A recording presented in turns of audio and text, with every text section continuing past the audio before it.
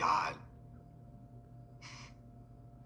But he just kind of let it happen, didn't he? Because you're right, there's so much suffering in the world. So much. And then there's this higher power. This higher power who could erase all that pain, just wave his hand and make it all go away, but doesn't? No. So there's a question that an unbeliever might pose to a Christian, which goes something like this. How can a loving God allow suffering? Or why would a loving God allow such suffering in the world? Now, we got to be careful with this question because I think it's more of a veiled complaint than anything else. And look, I want to be careful with what I'm about to say because I'm not speaking for the entire atheistic community here. But when I was an atheist, I had no problem engaging in this conversation to pick an online fight.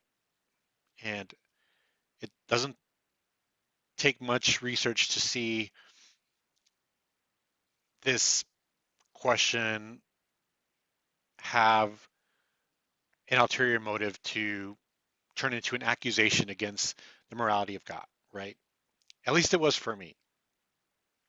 And I had no problem declaring to the world that I refused to believe in a God who could give cancer to children just so that I could make some self-righteous declaration that my moral system was superior to God. And that's really where I get to the heart of the matter of this being a veiled complaint, right? Is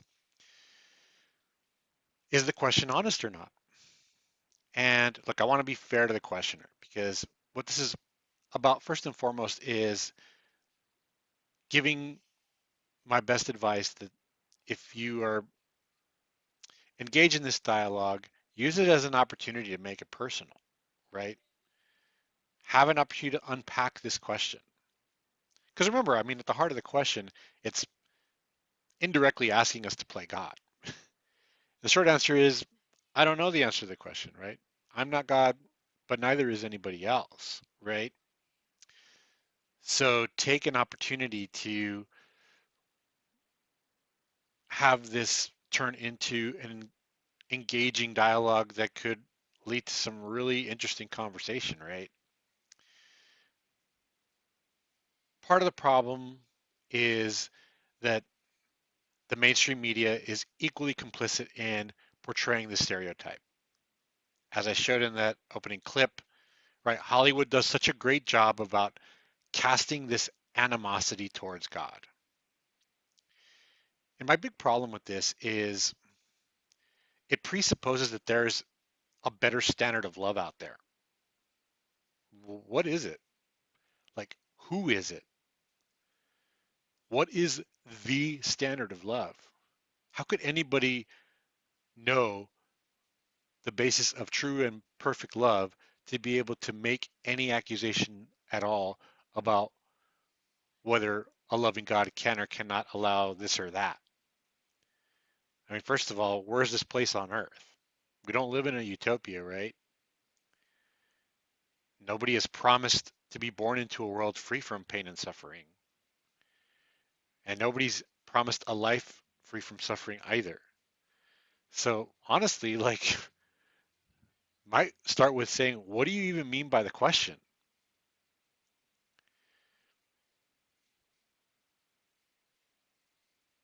Because one of the other things that this question implies is that there's an alternative, right? This question is, in some form, a, a basis to state that you have good reason to reject God in the first place. All right, well, if you can't accept God because you can't accept how any God who claims they're a loving God can allow such suffering, well, all right, what's the alternative? Because honestly, all this uncovers is that by rejecting God, then they're fine living in a world devoid of God, but certainly not devoid of suffering, right? Or what's this person doing about suffering in the first place?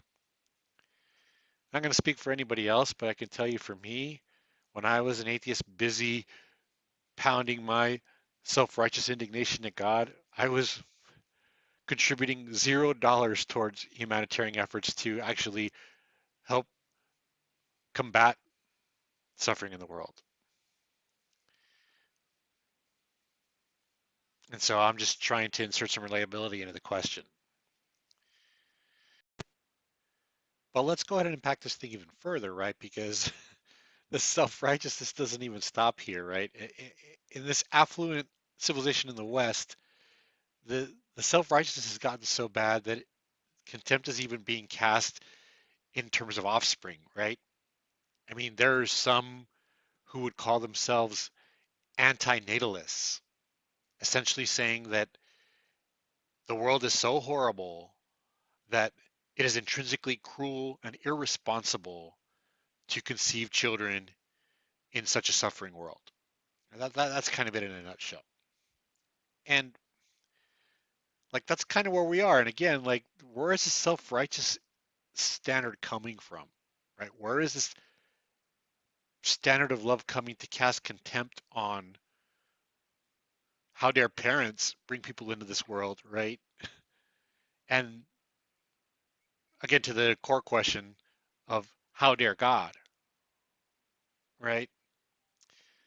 So I challenge if this is even a serious question at all. But again, like the big advice here is should you ever deal with the situation, which for me it's mostly been in online circles, but there could be this could be a dialogue starter in person, right? So use this as an opportunity to make it personal.